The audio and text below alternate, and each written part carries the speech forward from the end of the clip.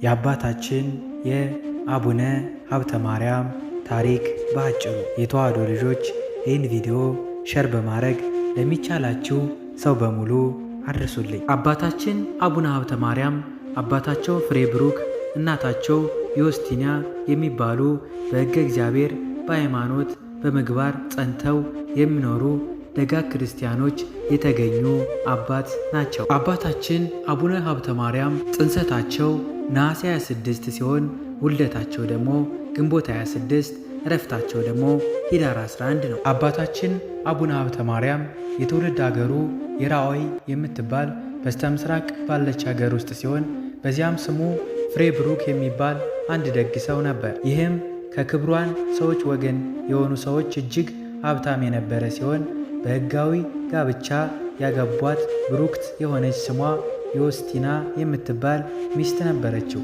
እርሷም በበጎ ምግባርና ሥራ የተጌጠች ናት። ይችም ደግ እናት በሕገ ተወስና ሳለች በጾም በጸሎት በምጽዋትና በስግደትም ታገለግል ነበር።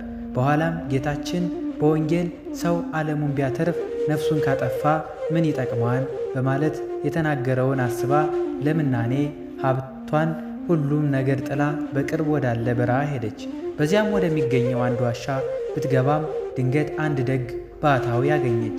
ያም ባህታዊ ስለ አመጣጧ በተግሳጽ መልኩ ቢጠይቃት እርሷም የመጣችው በዚያ ሰው እንደሌለ አስባ እንደሆነ ነገረችውና ከዚያም ወጥታ ወደ ሌላ ዋሻ ልትሄድ ስትል መንፈስ ቅዱስ ተገልጾላት ከእርሷ ደግ የሆነ ቅዱስ ፍሬ እንደሚወጣ ነገራት። ወደ ዓለም እንድትመለስ አዘዛት። እርሷም የእግዚአብሔር የወደደው ይሁን ብላ እያመሰገነች ተመለሰች። ከጥቂት ጊዜያት በኋላም ይህ ታላቅ ጻድቅ ተጸንሶ ተወለደ። በዚያም ሁላቸውም እጅግ ደስ ተሰኙ። እንደ ሥርዓቱም ሲጠመቅ የመጽሐፍ ስሙም ሀብተ ማርያም አሉት።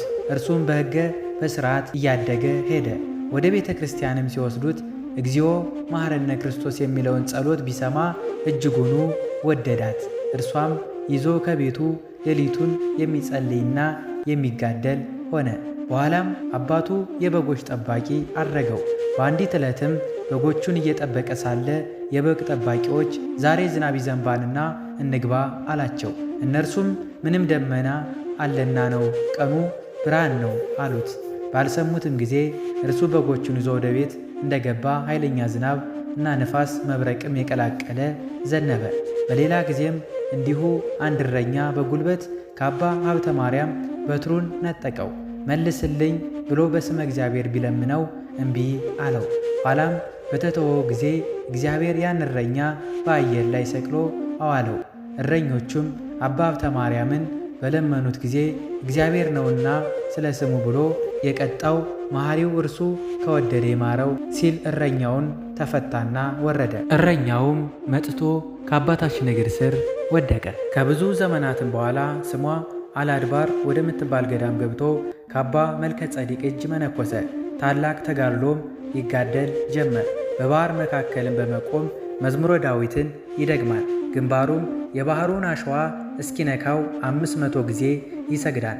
እህልም መቅመስ ትቶ ልክ እንደ ዋሌዎቹ የዱር ቅጠል የሚመገብ ሆነ። 40 80 ቀንም የሚያከፍል ሆነ። በሌሊትም ቁሞ በማደር በትግሃ ሌሊት በቀንም 4ቱን ወንጌላት አዘውትሮ ይጸልይ ነበር። ይህ ጽኑ ተጋድሎውም ያየ አምላካችን ተገለጸለት። አባ ሀብተ ማርያምንም ከግርማ የተነሳ ደንግጦ በግንባሩ ተደፋ። ጌታችንም እፍ ብሎ አጽናንቶት ኃይል ጽን ሰጦት አስነሳውና ወዳጅ ሀብተ ማርያም ሆይ ላጠፋ ሳይሆን ኃይል ጽን ቃል ኪዳንም ልሰጥህ ነውና የመጣሁት አትፍራ አለው። ጽኑ ተጋድሎውንም በሰማያት ስለ መጻፍ ቅዱስ ማቴዎስና የማርቆስ ወንጌል በሚያነቡ ጊዜ ከሌሎች ስውራን አበው ጋር የሚገናኝንበትን የብርሃን ሰረገላ እንደሰጠው የቅዱስ ሉቃስና የቅዱስ ዮሐንስን ወንጌል በሚያነብ ጊዜ ደግሞ ሥጋውን ደሙን ለመቀበል ወደ ኢየሩሳሌም የሚሄድበት የእሳት ሰረገላ እንደሰጠው ቃል ኪዳን ገባለት።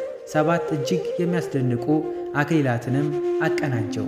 አንዱ ስለ ድንግልናው፣ ሁለተኛው ዓለምን በውስጡ ያለው ስለመነኑ፣ ሦስተኛው ፍጹም ስለሆነ ምንኩስናው፣ አራተኛው አራቱን ወንጌላት አዘውትሮ በማንበቡ፣ አምስተኛው ስለ ፍቅሩ ሲል ርኅራኄና ጥም በመታገሱ፣ ስድስተኛው በልቡ ቂምና በቀል ባለመኖሩ፣ ሰባተኛው ስለ ንጹሕ የክህነት አገልግሎቱና በንጽሕና ስለሚያሰርገው መሥዋዕት መሆኑን ነገረው። መታሰቢያውን ለሚያደርጉና በስሙ ለሚዘክሩ ከእነርሱ ጋር ለሚኖርበት 500 የወርቅ አምዶ ያላት ቦታ ሰጠውህ አለው። ቅዱስ መላእክትም ሁላቸውም እየተደሰቱ ወንድማችን ወደማያልቀው ሰማያዊ ደስታ እንወስድ መጠናን አሉት። ይህንም በተናገረ ጊዜ ጌታችን በሦስት ተገልጾ ታየው። መታሰቢያን ለሚያደርጉ በስም ለቤተ ክርስቲያን መባ ለሚሰጡ ወደዚች አገር አገባዋለሁ። አራቱን ወንጌልም እያነበብሁ ስለ ኖርህ የአንዲቱን ቃል ፍሬዋን እንዳንድ ሺህ አድርጌልሃለሁ። ይኸውም ካንተ በኋላ የሚመጡት ልጆች በመጽሐፍ ገድልህ የሚያነቡና በእምነት የሚሰሙ የገድልህንም መጽሐፍ በተነበበበት ውሃ የሚረጩ የሚነከሩበት ይህ ቃል ኪዳን ሰጥቻለሁ። ከዚህም በኋላ ጌታችን 3 ጊዜ ሳመው፣ ነፍሱንም ከሥጋው በሰላም ተለየች። ቅዱሳን መላእክትም በታላቅ ደስታ እያመሰገኑ አሳረጓት። እግዚአብሔር አምላካችን በዚህ ታላቅ ጻድቅ ጸሎት ይማረን፣ በረከቱም ከእኛ ጋር ትኑር ለዘላለሙ አሜን። ወስብሐት ለእግዚአብሔር ወለወላዲቱ ድንግል ወለመስቀሉ ክቡር። ይቆየን።